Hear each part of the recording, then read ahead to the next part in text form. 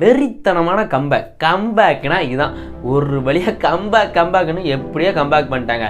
அதுவும் சாதா ஒன்றும் இல்லை, 37 பாயிண்ட் வித்தியாசத்தில் போன சீசனில் இதே டீமை நம்ம டீம் அடித்தாங்க.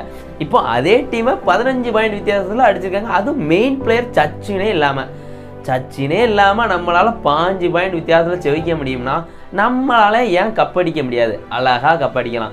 அது மட்டும் இல்லாமல் நரேந்தர் சூப்பர் 10 2 கார்னரும் ஹைஃபை. இதுக்கு மேலே ஒரு டீமால் இந்த டீமால் இப்படி விளையாட முடியும்னா நம்மளால் கண்டிப்பாக தரமாக கப்படிக்க முடியும். அதாவது பேர் 5 மேட்ச் 4 மேட்ச் தோக்கையும் நம்ம சுதாகர் அங்கே விளாடுறாரு, அதனால நம்ம பாட்னா, சதீஷ் விளாடுறாரு, அதனால நம்ம யூமும்பா அப்படின்னு சொல்கிறவங்களுக்குலாம் நான் ஒன்று சொல்லுவேன்.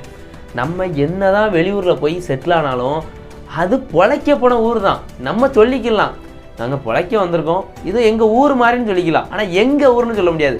பிறந்து வளர்ந்த ஊர் தான் நம்ம ஊர். அதே மாதிரி நம்ம பிளேயர் எங்கன்னா விளாடட்டும், நம்ம பிளேயர் நல்லா விளாடணும். ஆனால் நம்ம டீம் தான் கப்படிக்கணும்.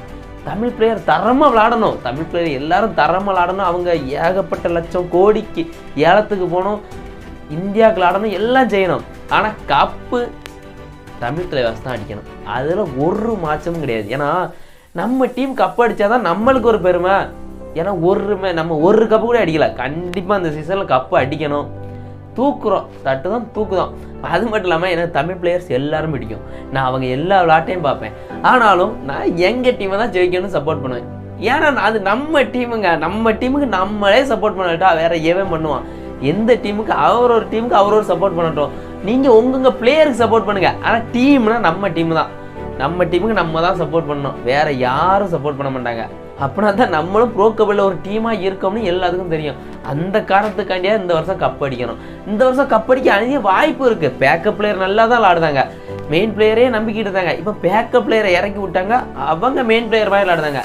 அப்படி இறக்கி விட்டாதான் நம்மளோட நல்லா விளாடுற பிளேயரும் இருக்காங்க. நம்ம விளாண்டாதான் நம்மளுக்கு உண்டான இடம் அங்கே தக்க வைக்கப்படும்னு அவங்களுக்கு தெரியணும். அப்படின்னா தான் விளாடுவாங்க. இப்போது நம்ம 9வது இடத்துல இருந்தோம், இப்போ 6வது இடத்துல இருக்கோம். அதுவும் ஃபஸ்ட்டு இருக்கவங்களுக்கும் நம்மளுக்கும் வெறும் 9 பாயிண்ட் வித்தியாசம் தான்.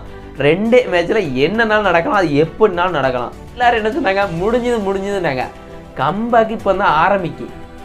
இப்போ பாருங்கள், எங்கள் ஆட்டம் வேற மாதிரி இருக்கும்.